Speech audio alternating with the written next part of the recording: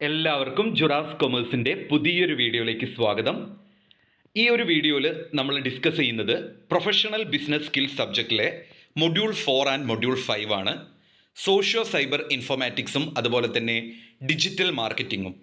ഈ രണ്ട് മൊഡ്യൂളും വളരെ എളുപ്പത്തിൽ ക്യാച്ചപ്പ് ചെയ്യാൻ പറ്റുന്ന മൊഡ്യൂൾസാണ്.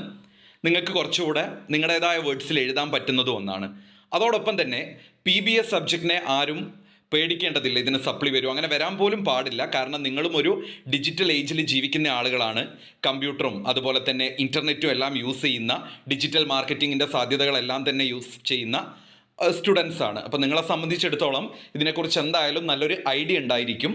അതുകൊണ്ട് തന്നെ നിങ്ങൾക്ക് വളരെ എളുപ്പത്തിൽ ചെറിയൊരു എന്തൊക്കെയാണ് ഇതിൽ പഠിക്കാനുള്ള കണ്ടന്റ് എന്ന് ചെറിയൊരു ഐഡിയ ഉണ്ടെങ്കിൽ തീർച്ചയായിട്ടും നിങ്ങൾക്ക് നല്ലൊരു ഗ്രേഡിലേക്ക് എത്താവുന്ന ഒരു സബ്ജക്റ്റ് കൂടെയാണ് പ്രൊഫഷണൽ ബിസിനസ് സ്കിൽസ്. അപ്പോൾ നമുക്ക് മൊഡ്യൂൾ 4 ഒന്ന് ഓടിച്ച് നോക്കാം. ഇമ്പോർട്ടൻ്റ് ആയിട്ടുള്ള കാര്യങ്ങൾ ഞാൻ സ്ട്രെസ് ചെയ്ത് പറയും. അതെന്തായാലും നന്നായിട്ടൊന്ന് 2 വട്ടം കേട്ട് പഠിക്കുക. അല്ലാത്ത കാര്യങ്ങൾ ജസ്റ്റ് നിങ്ങളൊന്ന് മനസ്സിലാക്കി പോവുക. ആദ്യം തന്നെ IT ആൻഡ് സൊസൈറ്റി. അപ്പോൾ IT ആൻഡ് സൊസൈറ്റീനെ കുറിച്ച് എന്തെങ്കിലും ക്വസ്റ്റ്യൻ ഉണ്ടെങ്കിൽ നിങ്ങൾക്ക് പ്രത്യേകം പഠിച്ചിട്ട് പോകുമൊന്നും വേണ്ട. ഇൻഫർമേഷൻ ടെക്നോളജീനെ കുറിച്ചും അതുപോലെ തന്നെ ഇലക്ട്രോണിക് ഡിവൈസസിനെ കുറിച്ച്, online, internet, online education, online library, learning, ഇതൊക്കെ നമ്മൾ സെക്കൻഡ് മൊഡ്യൂളിൽ പഠിക്കുന്നുണ്ട്. ആ മൊഡ്യൂളിൽ പഠിച്ചിട്ടുള്ള ആ കാര്യങ്ങളൊക്കെ വെച്ച് നിങ്ങൾക്ക് എഴുതാം. നമുക്കറിയാം നമ്മുടെ ബിസിനസ്സിൽ IT ഉപയോഗിക്കുന്നുണ്ട്, എൻ്റർടൈൻമെൻറ്റ് പർപ്പസിന് വേണ്ടിയിട്ട് IT ഉപയോഗിക്കുന്നുണ്ട്, കൊമേഴ്ഷ്യൽ പർപ്പസിന് വേണ്ടിയിട്ട് ഉപയോഗിക്കുന്നുണ്ട്, ടെലികമ്മ്യൂണിക്കേഷൻ മേഖലയിൽ IT ഉപയോഗിക്കുന്നുണ്ട്. ഇതെല്ലാം തന്നെ ഒന്ന് കണക്ട് ചെയ്ത് 1-2 പാരഗ്രാഫ് ആക്കിയിട്ട് എഴുതിയാൽ മതി IT ആൻഡ് സൊസൈറ്റീനെ കുറിച്ച് ചോദിച്ചു കഴിഞ്ഞാൽ. അതായത് പ്രധാനമായിട്ടും IT നമ്മുടെ സൊസൈറ്റിയിൽ എവിടെയെല്ലാം യൂസ്ഫുൾ ആവുന്നു, വേണമെങ്കിൽ ഞാനതൊരു 4 പോയിൻ്റായിട്ട് പറഞ്ഞുതരാം. IT and education, IT and entertainment, IT and business, IT and telecommunication. ഈ 4 പോയിന്റ് വെച്ച് ബാക്കി നിങ്ങൾ എഴുതിക്കൊള്ളണം. IT ആൻഡ് സൊസൈറ്റി, അപ്പോൾ ഒരു ഐഡിയ വന്നിട്ടുണ്ടാവും. Then social and ethical issues of IT. Paragraph question ആയിട്ട് ചോദിക്കാൻ സാധ്യതയുള്ളതാണ്. അതായത് 5 mark question. Privacy and freedom, internet and privacy, information system and intellectual property, accountability, liability and control, the quality of time, health problems, computer crime, computer abuse, security of information, system quality and related issues. അതായത് information technology കൊണ്ടുണ്ടാകുന്ന ethical and social issues എന്തൊക്കെയാണ്, സാമൂഹികപരമായിട്ടും നൈതികപരമായിട്ടും ഉണ്ടാകുന്ന issues.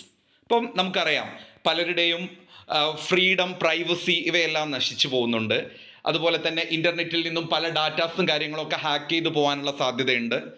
അതുപോലെ നമ്മുടെ quality of time നഷ്ടപ്പെട്ടു പോകുന്നു. Health issues, ഒരുപാട് ആരോഗ്യ പ്രശ്നങ്ങൾ ഉണ്ടാകുന്നുണ്ട്. ദെൻ കമ്പ്യൂട്ടർ ക്രൈംസ് നടക്കുന്നുണ്ട്. നമ്മൾ ഈ പറഞ്ഞ പോലെ ഹാക്കിങ്, പല ബിസിനസ് സ്ഥാപനങ്ങളുടെയും ഇമ്പോർട്ടൻ്റ് ആയിട്ടുള്ള ഡാറ്റാസ് എല്ലാം ഹാക്ക് ചെയ്തെടുക്കുക.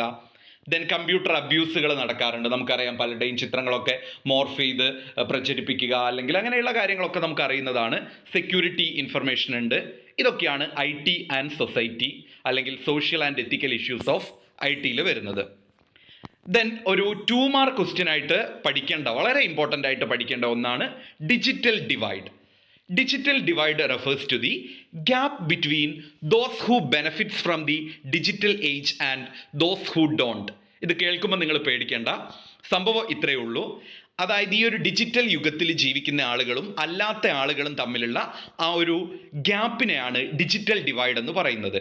ഡിജിറ്റൽ ഏജിൽ ജീവിക്കുന്ന ആളുകളും അല്ലാത്ത ആളുകളും തമ്മിലുള്ള ആ ഒരു gap, it is called digital divide. അപ്പം നിങ്ങൾ ഏറ്റവും സിമ്പിളായിട്ട് ഇങ്ങനെ പഠിക്കുക, gap between digital age and not.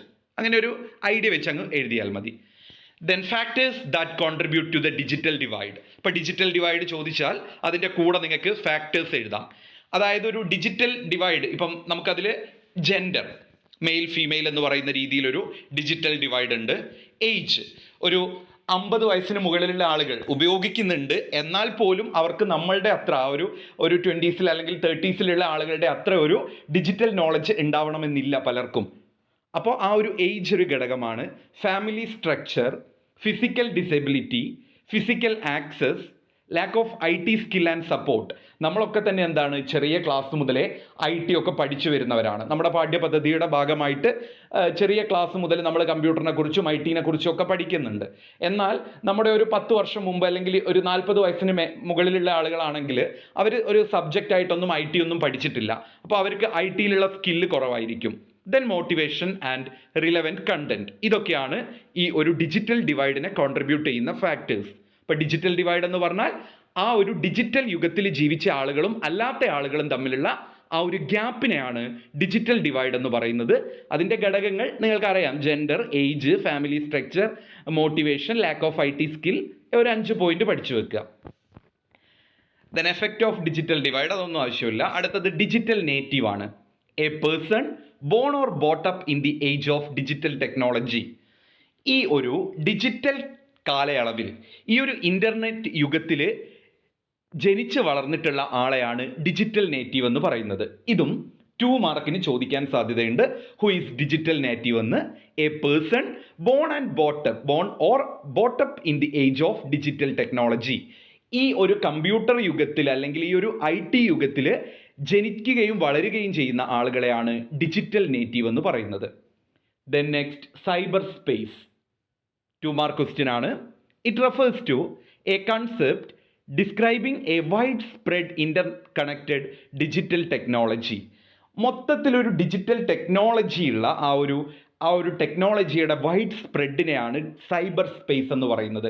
എല്ലാ സ്ഥലങ്ങളിലും, നമ്മളിപ്പോൾ ഒരു റൂമിനുള്ളിലാണെങ്കിൽ അവിടെ എല്ലാ ഇൻ്റർനെറ്റ് ഫെസിലിറ്റീസും അവൈലബിൾ ആവുകയാണെങ്കിൽ ആ ഒരു സ്പേസ്, അതിനെ നമുക്ക് ഡിജിറ്റൽ സ്പേസ് അല്ലെങ്കിൽ സൈബർ സ്പേസ് എന്ന് പറയാം. അപ്പോൾ എങ്ങനെ അത് സിമ്പിളായിട്ട് പഠിക്കാം? വൈഡ് സ്പ്രെഡ് ഇന്റർകണക്റ്റഡ് ഡിജിറ്റൽ ടെക്നോളജിയാണ് നമ്മൾ എന്ത് പറയുന്നത്? സൈബർ സ്പേസ് എന്ന് പറയുന്നത്.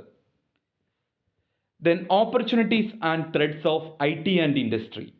ജസ്റ്റ് അത് പോയിന്റ് മാത്രം ഞാൻ പറയുന്നേ ഉള്ളൂ, അതൊന്ന് ജസ്റ്റ് ഒന്ന് ഓർത്താൽ മതി.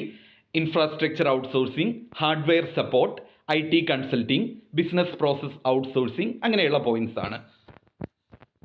ദെൻ സ്പാം എന്താണ്? Spam refers to irrelevant or unsolicited messages sent over internet. What is spam? 2 mark question.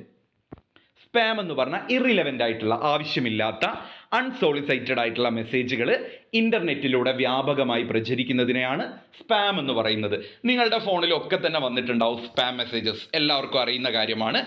Irrelevant അല്ലെങ്കിൽ unsolicited messages sent over the internet is called spam.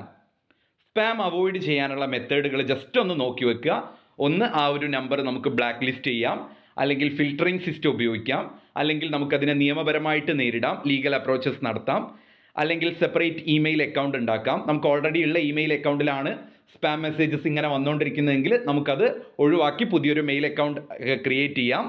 അല്ലെങ്കിൽ നമുക്ക് നമ്മുടെ സിസ്റ്റത്തിലൊരു ഫയർവാൾ സെക്യൂരിറ്റി ഇൻസ്റ്റാൾ ചെയ്യാം, അല്ലെങ്കിൽ caution when filling out online forms, അല്ലെങ്കിൽ നമുക്ക് ഓൺലൈനായിട്ട് അതിനെതിരെയുള്ള പരാതികൾക്ക് നീങ്ങാം. ഇങ്ങനെയൊക്കെ നമുക്ക് സ്പാം മെസ്സേജസ് അവോയ്ഡ് ചെയ്യാം. അപ്പോൾ ഒരിക്കൽ കൂടെ ഓർത്ത് വെക്കുക, സ്പാം എന്ന് പറഞ്ഞു കഴിഞ്ഞാൽ ഇറിലവൻ്റ് ആയിട്ടുള്ള മെസ്സേജസ് ഇൻ്റർനെറ്റിലൂടെ പ്രചരിക്കുന്നതിനെയാണ് സ്പാം എന്ന് പറയുന്നത്. ബ്ലാക്ക് ലിസ്റ്റ് ചെയ്യാം, ഫിൽട്ടർ ചെയ്യാം, ലീഗലി മുന്നോട്ടേക്ക് പോവാം, സെപ്പറേറ്റ് ഇമെയിൽ അക്കൗണ്ട് ക്രിയേറ്റ് ചെയ്യാം, ഫയർവാൾ സെക്യൂരിറ്റി ഇൻസ്റ്റാൾ ചെയ്യാം. Then cookies. It is a small piece of data that server send to the user's web browser. നമ്മുടെ വെബ് ബ്രൗസർ യൂസ് ചെയ്യുന്ന സമയത്ത് അതിലൂടെ ഒരു സ്മോൾ പീസ് ഓഫ് ഡാറ്റ ഇടയ്ക്കിടെ share ചെയ്ത് പോകുന്നതിനെയാണ് cookies എന്ന് പറയുന്നത്. Then adware, spyware, malware, 3 idea ഉണ്ടാക്കണം. 2 മാർക്കിന് സാധ്യതയുള്ളതാണ്. ആഡ്വെയർ എന്ന് പറഞ്ഞു കഴിഞ്ഞാൽ ഇതും ഒരു സ്പൈവെയർ ആണ്. യൂസറുടെ ഇൻഫർമേഷൻ കളക്ട് ചെയ്യുകയും അത് ഡിസ്പ്ലേ ചെയ്യുക, അഡ്വർടൈസ്മെൻറ്റിൻ്റെ രൂപത്തിൽ ഡിസ്പ്ലേ ചെയ്യുന്നതിനെയാണ് ഹാർഡ്വെയർ എന്ന് പറയുന്നത്. സ്പൈവെയർ എന്ന് പറയുന്നത് ഇൻഫർമേഷൻ കമ്പ്യൂട്ടറിൽ നിന്ന് യൂസറുടെ കൺസെൻ്റ് ഇല്ലാതെ, ഉടമസ്ഥൻ്റെ, ആ ഒരു കമ്പ്യൂട്ടർ യൂസറുടെ ഉടമസ്ഥൻ്റെ ഒരു സമ്മതമില്ലാതെ ഇൻഫർമേഷൻസ് കളക്ട് ചെയ്യുന്നതിനെയാണ് സ്പൈവെയർ എന്ന് പറയുന്നത്. അതൊന്ന് നോക്കി വെച്ചോളൂ. It is A type of malware. അത് മാൽവെയറിൻ്റെ പാർട്ടായിട്ട് വരുന്നതാണ്. That collect information from computing system without users consent. അതായത് അത് ഉപയോഗിക്കുന്ന ആളുടെ കൺസെൻറ്റ് ഇല്ലാതെ യൂസ് ചെയ്യുന്നു. മാൽവെയർ എന്ന് പറഞ്ഞു കഴിഞ്ഞാൽ ഒരു കമ്പ്യൂട്ടർ സിസ്റ്റത്തിൽ അല്ലെങ്കിൽ ഒരു നെറ്റ്വർക്കിൽ ഡാമേജസ് ഉണ്ടാക്കുന്ന ഒരു സോഫ്റ്റ്വെയർ ആണ് malware. Then phishing. Phishing just ഒന്ന് നോക്കി വെക്കുക. ഒരു ഫ്രോഡുലൻ്റ് പ്രാക്ടീസസ് ആണ്. ഇമെയിലിൻ്റെ രൂപത്തിൽ നമുക്ക് നമ്മുടെ ഡാറ്റ തെഫ്റ്റ് ചെയ്യുന്നതിനെയാണ് ഫിഷിംഗ് എന്ന് പറയുന്നത്. ഇതൊക്കെ നമുക്ക് എന്തായിട്ട് എഴുതാം? ഇതൊക്കെ നമ്മുടെ എക്സാമ്പിളാണ്. എന്തിൻ്റെ എക്സാമ്പിളാണ്? ന്യൂ ത്രെഡ്സ് ഇൻ IT, അല്ലെങ്കിൽ IT ഇൻഡസ്ട്രിയിലെ ന്യൂ ത്രെഡ്സ് ആയിട്ട് നമുക്കിതിനെല്ലാം പറയാൻ സാധിക്കും. അടുത്തതാണ് നമ്മുടെ ഒരു important topic, cyber ethics. It is a philosophic study of ethics pertaining to computers. Just അത് നോക്കി വെക്കുക. സൈബർ ബുള്ളിങ്, അതുപോലെ തന്നെ internet hacking, crime and punishment ഒക്കെയാണ് വരുന്നത്. ദെൻ സൈബർ ക്രൈം ഇമ്പോർട്ടൻ്റ് ആണ്, essay വരെ ചോദിക്കും.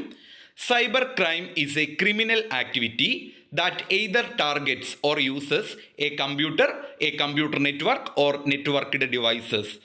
സൈബർ ക്രൈം എന്ന് പറഞ്ഞു കഴിഞ്ഞാൽ അതൊരു ക്രിമിനൽ ആക്ടിവിറ്റിയാണ്. ആ ഒരു പോയിന്റ് ആദ്യം ഓർത്ത് വെക്കുക.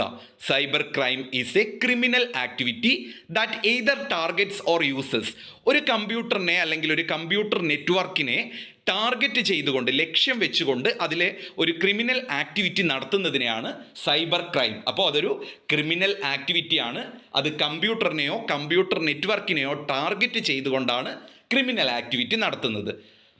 Then types of cyber crime. ഇതിൽ നമുക്ക് നേരത്തെ പറഞ്ഞിട്ടുള്ള മാൽവെയറും സ്പൈവെയറും ഹാർഡ്വെയറും സ്പാമും കുക്കീസ്, അങ്ങനെയുള്ള എല്ലാ കാര്യങ്ങളും നിങ്ങൾക്ക് അവിടെ യൂസ് ചെയ്യാവുന്നതാണ്. ഇമെയിൽ ആൻഡ് ഇൻ്റർനെറ്റ് ഫ്രോഡ് ഉണ്ട്, ഐഡൻറ്റിറ്റി ഫ്രോഡ് ഉണ്ട്, ഫിനാൻഷ്യൽ ഓർ കാർഡ് പേയ്മെൻറ്റ് ഡാറ്റയിൽ ഫ്രോഡ് കാണിക്കാം. സൈബർ ക്രൈമുകളുടെ ഭാഗമായിട്ട് വരുന്നതാണിത്. മാൽവെയർ, ഫിഷിങ്, അതൊക്കെ നിങ്ങൾ നോക്കി വെക്കുക. അടുത്തത് IT ആക്ട് ആണ്. IT ആക്ട് നിന്നും ക്വസ്റ്റ്യൻസ് കാണാറുണ്ട്. സൈബർ ലോയിലാണ് അത് പറയുന്നത്. സൈബർ ലോ ഇത് law applies to the internet, അത്രമാത്രം ഓർത്താൽ മതി. ഇൻ്റർനെറ്റുമായിട്ട് ബാധകപ്പെട്ടിട്ടുള്ള നിയമങ്ങളെയാണ് സൈബർ ലോ എന്ന് പറയുന്നത്. അപ്പോൾ IT ആക്ടിൻ്റെ ഒബ്ജക്റ്റീവ് ഒന്ന് ഓർത്ത് വെക്കണം. To provide legal recognition for all ഈ ട്രാൻസാക്ഷൻ. ഇലക്ട്രോണിക് രൂപത്തിലുള്ള എല്ലാ ട്രാൻസാക്ഷനും ലീഗൽ റെക്കഗ്നിഷൻ കൊടുത്തിട്ടുണ്ട്. അതുപോലെ ഡിജിറ്റൽ സിഗ്നേച്ചറിന് ലീഗൽ റെക്കഗ്നിഷൻ കൊടുത്തിട്ടുണ്ട്. അക്കൗണ്ടിങ് ബുക്കുകൾ ഓൺലൈനായിട്ട് കീപ്പ് ചെയ്യാനുള്ള ലീഗൽ റെക്കഗ്നിഷൻ കൊടുത്തിട്ടുണ്ട്. അതുപോലെ സൈബർ ക്രൈമിൽ നിന്നും പ്രൊട്ടക്ഷൻ കൊടുത്തിട്ടുണ്ട്. ഒരു ബാങ്കിൽ നിന്ന് മറ്റൊരു ബാങ്കിലേക്ക് ഇലക്ട്രോണിക് ഫണ്ട് ട്രാൻസ്ഫറിനുള്ള ലീഗൽ റെക്കഗ്നിഷൻ അല്ലെങ്കിൽ ലീഗൽ സാങ്ഷൻ കൊടുത്തിട്ടുണ്ട്. ഇതൊക്കെയാണ് IT ആക്ടിൻ്റെ ഒബ്ജക്റ്റീവ്. അതുപോലെ തന്നെ ഡോക്യുമെൻറ്റിൻ്റെ ഇലക്ട്രോണിക് ഫയലിംഗ് ഫെസിലിറ്റേറ്റ് ചെയ്യുന്നുണ്ട്. ഡാറ്റ ഇലക്ട്രോണിക് രൂപത്തിൽ സ്റ്റോർ ചെയ്യാനുള്ളതും. ഇത് ഇമ്പോർട്ടൻ്റ് ആണ്, ഞാൻ ഒന്നുകൂടെ റിപ്പീറ്റ് ചെയ്ത് പറഞ്ഞു തരാം. ഇതൊക്കെ പലരും സ്കിപ്പ് ചെയ്യുന്ന ഒരു ടോപ്പിക്കാണ്.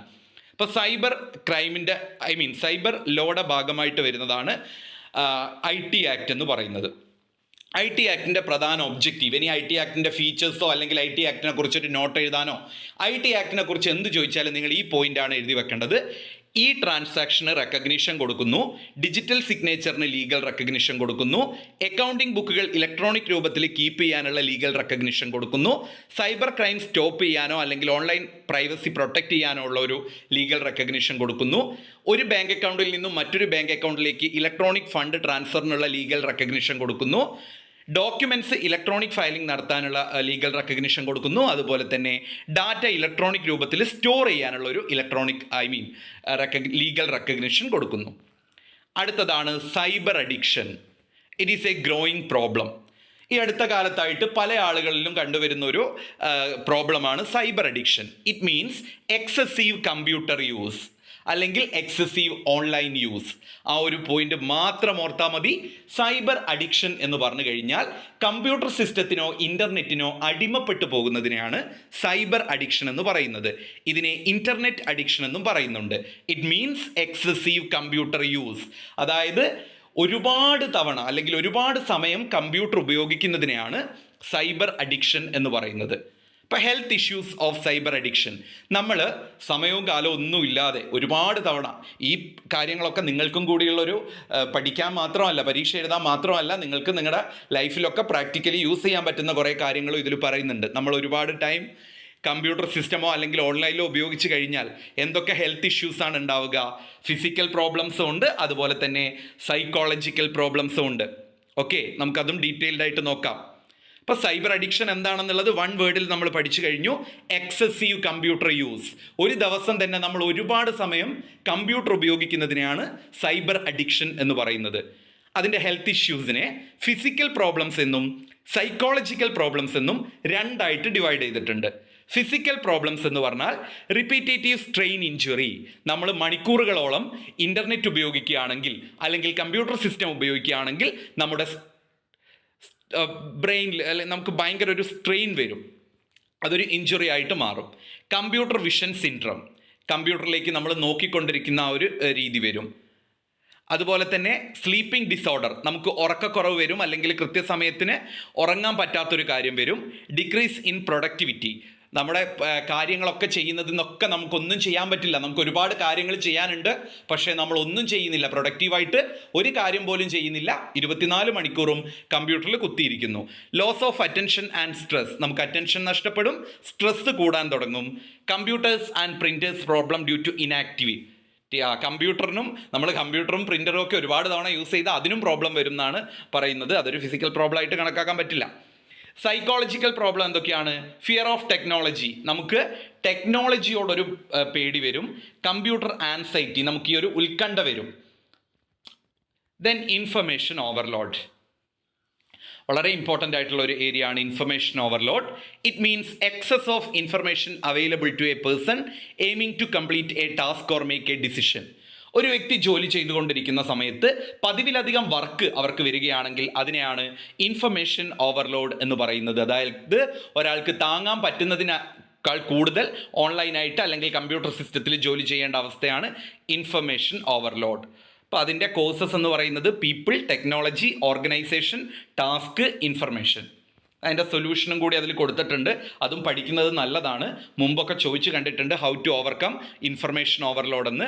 Filtering, multi tasking, escaping, prioritising, delegating, refusing, altering, shifting, ഇതൊക്കെ എളുപ്പമുള്ള പോയിൻ്റാണ്. ആ ഒരു ഓർഡറിൽ അങ്ങ് ഒരു ഫ്ലോയിൽ പഠിച്ചു പോയാൽ മതി. ദെൻ അനദർ ഇമ്പോർട്ടൻറ്റ് ടോപ്പിക്കാണ് green computing. It is the എൻവിയോൺമെൻ്റലി, ഗ്രീൻ കമ്പ്യൂട്ടിംഗ് പരീക്ഷയ്ക്ക് ചോദിച്ചാൽ എൻവിയോൺമെൻ്റലി എന്നുള്ള പോയിന്റ് അവിടെ ഉണ്ടായിരിക്കണം. ഇറ്റ് ഈസ് ദി എൻവിയോൺമെൻ്റലി responsible and eco friendly use of computer and their resources. അപ്പോൾ ഗ്രീൻ കമ്പ്യൂട്ടറിനെ ഞാൻ ഒന്ന് ചുരുക്കിത്തരാം. ഗ്രീൻ കമ്പ്യൂട്ടിംഗ് എന്ന് പറഞ്ഞാൽ ഒരൊറ്റ വേർഡിൽ നിങ്ങൾ എഴുതുക, eco friendly use of computer. വേറെ ഒന്നും പറയാനില്ല, eco friendly use of computer. Then green കമ്പ്യൂട്ടറിൻ്റെ എലമെൻറ്റ്സ് അല്ലെങ്കിൽ components: green use, green disposal, green design, green manufacturing. Green കമ്പ്യൂട്ടറിൻ്റെ ബെനിഫിറ്റ്സ് എന്തൊക്കെയാണ്? എൻവിയോൺമെൻറ്റൽ സസ്റ്റൈനബിലിറ്റി, അതുപോലെ better resource utilisation, cost saving, social and corporate image improve ചെയ്യും. അടുത്തത് e waste. E waste എന്ന് പറഞ്ഞാൽ it is the electronic product that are unwanted, not working and near or at the end of their useful life. ഇപ്പോൾ ഈ waste എന്ന് പറഞ്ഞാൽ electronic waste അല്ലെങ്കിൽ computer waste എന്നൊക്കെ നമുക്ക് വേണമെങ്കിൽ അതിനെ പറയാം. അതായത് വർക്ക് ചെയ്യാത്തയും അല്ലെങ്കിൽ യൂസ്ഫുൾ ലൈഫ് കഴിഞ്ഞതുമായിട്ടുള്ള ഈ ഇലക്ട്രോണിക് പ്രോഡക്റ്റുകളുടെ വേസ്റ്റ് അതിങ്ങനെ മാറ്റിയിട്ടതിനെയാണ് നമ്മൾ ഈ വേസ്റ്റ് എന്ന് പറയുക. അതിൻ്റെ ഇമ്പാക്റ്റ് എയർ പൊല്യൂഷൻ ഉണ്ടാകാം, വേസ്റ്റ് മാനേജ്മെൻറ്റ് പ്രോബ്ലം ഉണ്ടാവാം, റേഡിയോ ആക്റ്റീവ് നാച്ചുറായിട്ടുള്ള ഹാംഫുൾ ആണത്, വളരെ നമ്മുടെ ബോഡീനെയൊക്കെ നെഗറ്റീവ്ലി അഡ്വേഴ്സ്ലി അഫക്റ്റ് ചെയ്യും. അതുപോലെ തന്നെ ഓസോൺ ഡിപ്ലീഷൻ, ഓസോൺ ശോഷണം ഉണ്ടാവും. Opportunities for recycling industries and employment loss, അത് റീസൈക്ലിംഗ് ഇൻഡസ്ട്രീസിന് ഓപ്പർച്യൂണിറ്റീസ് വരും, അത് എംപ്ലോയ്മെൻറ്റ് പലർക്കും എന്താ തൊഴിൽ നഷ്ടപ്പെടും. ഈ വേസ്റ്റ് മാനേജ് ചെയ്യുന്നത് inventory management, production process modification ഒക്കെയാണ്. ജസ്റ്റ് ഒന്ന് നോക്കുക. Then e governance. E governance is defined as the usage of information and communication technology by the government to provide government service. സംഭവം ഇത്രയേ ഉള്ളൂ. ഇ ഗവേണൻസ് എന്ന് പറഞ്ഞാൽ government ICT use ചെയ്യുന്നു. ICT എന്ന് പറഞ്ഞാൽ എന്താ? Information and communication technology. അപ്പോൾ ഗവൺമെൻറ് ICT അത് ഓർത്താൽ മതി ഇ ഗവേണൻസിന്. അതിൻ്റെ stages, types: G2B government to government, G2B government to business, G2C government to citizen, G2E government to employee. അതിൻ്റെ ബെനിഫിറ്റ്സ് അവിടെ കൊടുത്തിട്ടുണ്ട്, അതൊന്ന് വായിച്ചു നോക്കുക. ചിലപ്പോൾ essay ആയിട്ട് what are the benefits and disadvantages of e governance ചോദിക്കാം. അത് ഈ സിമ്പിൾ പോയിൻ്റ് ആയതുകൊണ്ട് എക്സ്പ്ലനേഷൻ പറയുന്നില്ല.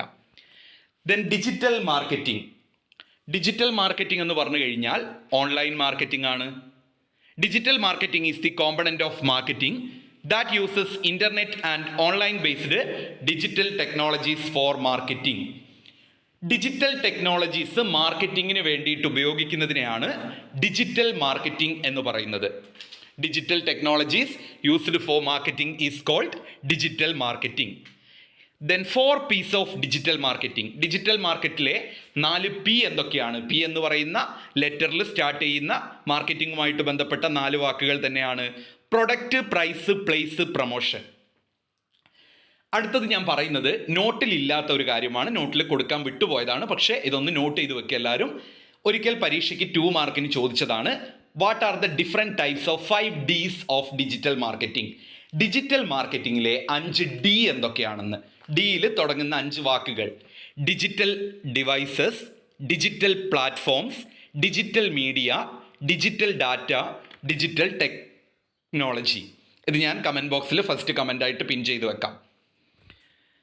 അടുത്തത് features of digital marketing: branding, completeness, functionality, interactivity, variety, relevant advertising, measure output.